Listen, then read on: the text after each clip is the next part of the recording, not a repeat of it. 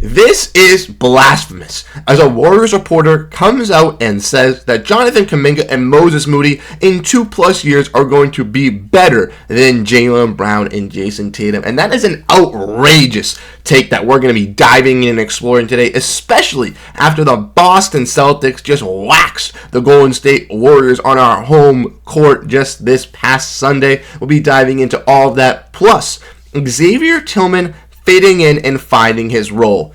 All of that and more on this episode of Celtics Digest. I'm Bruce Veliz. But without further ado, let's dive in. Let's get into this Celtics content here. Make sure to grab a snack, as it is going to be a jam-packed episode as we dive in, looking at the first topic at hand today, which is X fitting in nicely. Now, if you guys have not been really paying attention, obviously with Kristaps Porzingis not playing on Sunday's game, Xavier Tillman got some more run, and he got his real first minutes the game prior versus the Dallas Mavericks on Friday night, and he's truly finding his role with this squad. When he arrived in Boston, having his bird rights and having him be a young and tapped potential piece, I was for sure that the Celtics would invest in him and try to see how he could help out with this front court, especially with their lack of injuries and lack of depth this year. And he's truly looking like he could be a piece for the future. If we want to dive in and look at some quotes here explaining this, we can see that the Celtics finding new X factor with Xavier Tillman on defense, saying it's like he fit right in. We got some quotes here. He came right in and made contributions on defense, got a few rebounds, got some stops, said Jaylen Brown after the win versus Dallas on Xavier Tillman. Offense, you could tell he got a good feel for the game, a good screen setter. He got big hands, so I was able to find him a few times on the baseline and hit him in some of those seam passes. And just reading the defense and how they were guarding. I truly agree with Jaylen Brown. In that game versus Dallas, Xavier Tillman was 3 for 3 from the field, absolutely excelling at all aspects of the game. He got that backup big man nod over a guy in Kornet who was a DNP that game, and Xavier Tillman clearly showed that he could flourish in this system in specific instances. I really like him posting his post-up game, a little bit similar to Al Horford's, and I really like how he posts up on smaller guys like Kristaps Porzingis does. He takes advantage of those mismatch and wants to find those guys in the post. We want to keep looking and diving and talking more about Xavier Tillman. Joe Mazzulla had a quote saying, and Tillman is a guy that can help out on our switchability and still have size. Mazzulla said, so that's one thing that I'm grateful for with this team, is they keep an open mind and they have an understanding that we do what's best for the team and what impacts winning. And so he felt like this was the right thing to do to go against Dallas, to continue to switch them, and it's credit to him, and it's a credit to the rest of the guys for understanding that that's what meant most. Kind of giving credit to Kornet there as well, realizing that, this isn't the matchup where I'm going to excel, where my capabilities are going to succeed, so we needed another guy like my boy Xavier Tillman to come in and do some dirty work, and like we've mentioned, Kornet is the biggest supporter of his teammates, which is fantastic to see when you have stuff like that. I truly think that adding Xavier Tillman to this front court, like Joe Mazzulla mentioned, adds some versatility to some smaller lineups. We'll see Kornet go some of those bigger bigs, those lankier and taller bigs, where you can provide that Kornet court test and be an X factor on that aspect of the ball, being a rim protector. But if we're going up against some smaller bigs or some small ball lineups, some switchability lineups where we're going to have to be running around and being more mobile, maybe a guy like Xavier Tillman, and he will excel in that role. Let me know what you guys think in the comment section down below, talking about Xavier Tillman and how great he has been for this Celtics squad. Without further ado, let's get into the main topic at hand today, which is discussing this Warriors fan having high hopes. Now, if you guys are new here or whatever, the Warriors obviously got blown out by the Boston Celtics on Sunday afternoon, and this was a little bit after we have a reporter from the Locked On Warriors podcast. Now, obviously, the Celtics have their own Locked On section with John Corrales. He does a great job breaking down the Boston Celtics over there, but here we have a tweet from Jake Eisenberg, who's another Celtics reporter, works on a Celtics podcast. That's great to listen. If you guys want to check him out, you guys can as well. But he quote tweeted this. I saw this on the Celtics Reddit as well, from Cyrus Sataza. I'm sorry if I mispronounced your name, but he says the duo of Jonathan Kuminga and Moses Moody will be better than the duo of Jayson Tatum and Jaylen Brown in 2+ years. Very glad that he clarified the 2+ years part.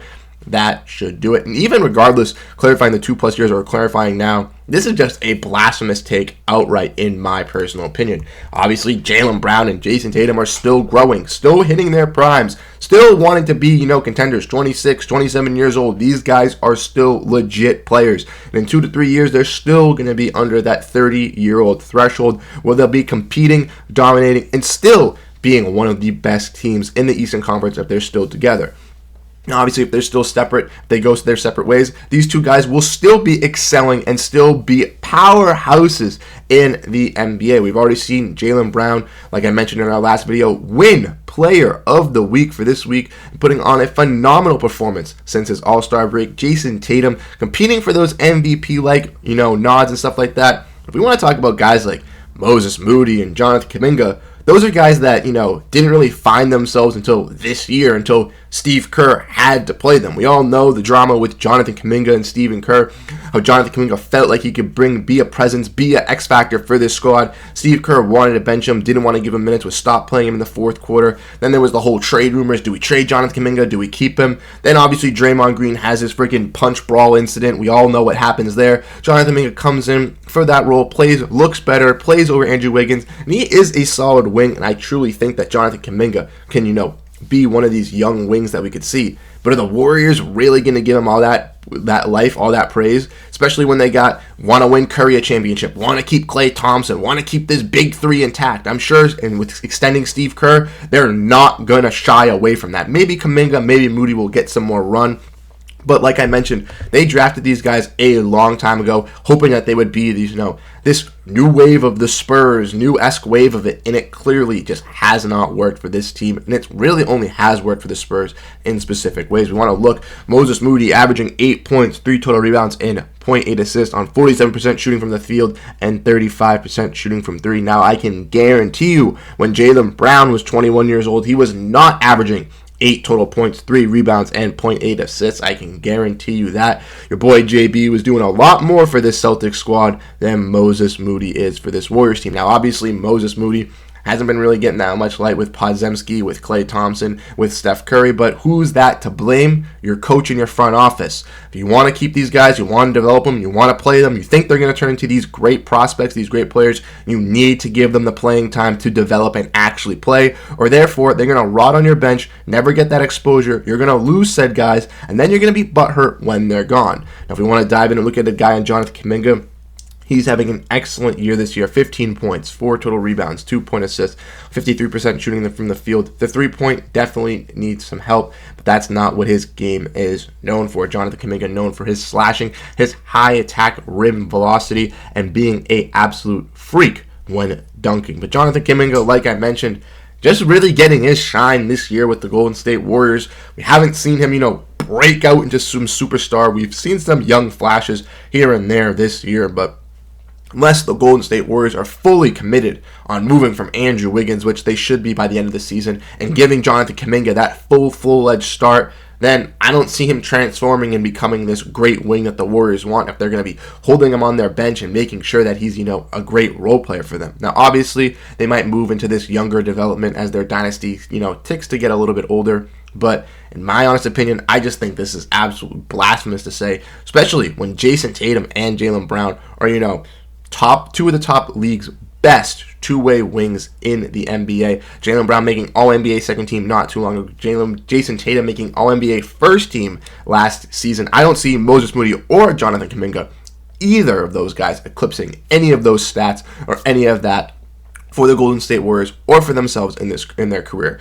Obviously, I could be proved wrong. Let me know what you guys think in the comment section down below. But this is just an absolutely atrocious take, especially after losing to the Boston Celtics by a total of basically 50-plus points in the totality, being blown out in the first half. This is just an embarrassing take to see. But like I mentioned, let me know what you guys think about this whole mess, talking about Xavier Tillman, talking about Jonathan Kuminga, and Moses Moody being better than Jaylen Brown and Jayson Tatum. That's absolutely atrocious. Let me know what you guys think in the comment section down below. If you guys enjoy videos like these, make sure you check out the other videos pinned up here, as we know you guys enjoy the Celtics content. Thank you guys so much for tuning into this episode here on Celtics Digest. I'm Bruce Veliz, and I'll catch you guys in the next video. Peace out.